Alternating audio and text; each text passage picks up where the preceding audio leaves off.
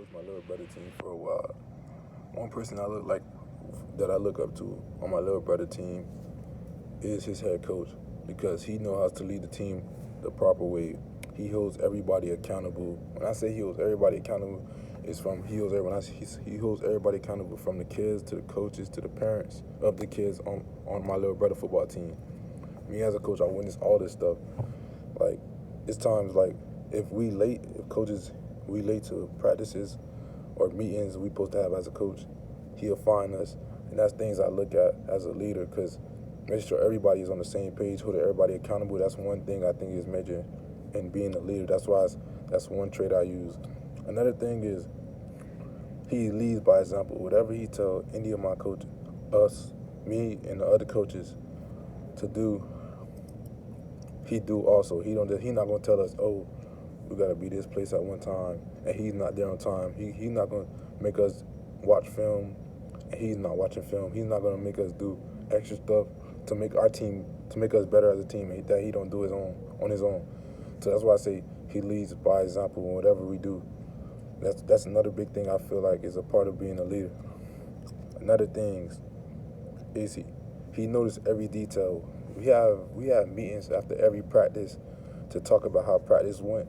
And one thing about him, he noticed every single thing that went on in practice, like from each kid to each coach, how they move, how they walk. He noticed every single thing.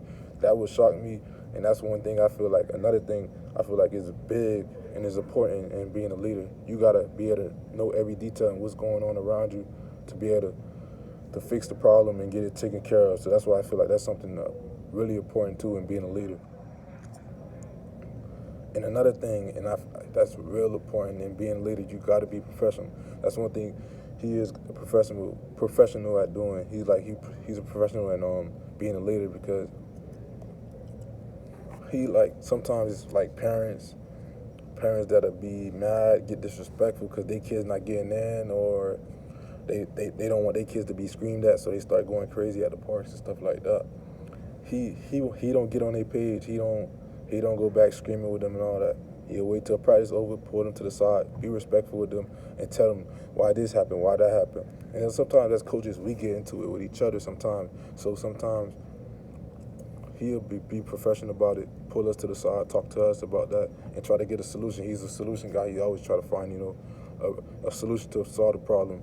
So that's why I think that's why I know one thing I noticed about him. That's another thing I feel like it's very important to be. If you're trying to be a leader, you got to be professional with everything you do. Even if somebody's coming at you the wrong way, you got to still be professional. It'll take you a long way. That's what I feel like being a leader. Another thing is he's well-spoken. Whenever after we have meetings, he's telling the kids what they got to do to be better. He's telling them how practice went, well-spoken, telling them every detail in the bigger picture and what we got to do to be better as a team. And whenever he's talking to parents, he's breaking down every single thing on what we got to do to be better. When we talking to the coaches, he's telling us everything we got to do to be better as a team. He's breaking down everything, and he's very clear with everything he have to say. So that's why I feel like that's another thing. You got to be well-spoken if you want to be a leader. If you're trying to be a leader, you got to be well-spoken in everything you do. And another thing, as a head coach, I feel like as head coach and leader, you got to be a great influencer. People got to be able to believe everything you're saying. If you're not a good influencer, it's gonna be hard for you to be a leader. Because if you're not an influencer, you can't get people to buy into what you're saying and believe in what you're saying, then people are not gonna respect you. That's one thing he's good at. He's good at pushing these kids to make them better. He's good at pushing us coaches to make sure we coaching better, to make sure the kids doing better. He's good at making sure the parents believing in what he's doing, trusting in what he's doing, the process he's doing to make the kids great as a team, and also after football, make them better in life. He got the parents, the coaches, everybody buying in. That's why I feel like he's a great influencer, and that's a big thing. If you want to be a leader, you got to be a great influencer. He's determined to do whatever it takes to win. If you're not getting a job done, he will take you out the game. If a coach is not coaching the right way, the proper way, we're not doing something right, he'll let us know. Because why? He's determined to do whatever it takes to win. So he's willing to do whatever it takes to win.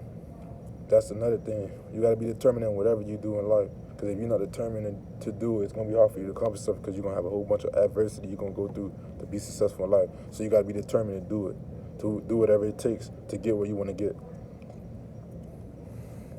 And a lot of this stuff that I've been watching from him is helping me. Like, I feel like it's helping me a lot better. And whenever I have to become a big role model and I'm a leader for my kids, if I probably coach, and also if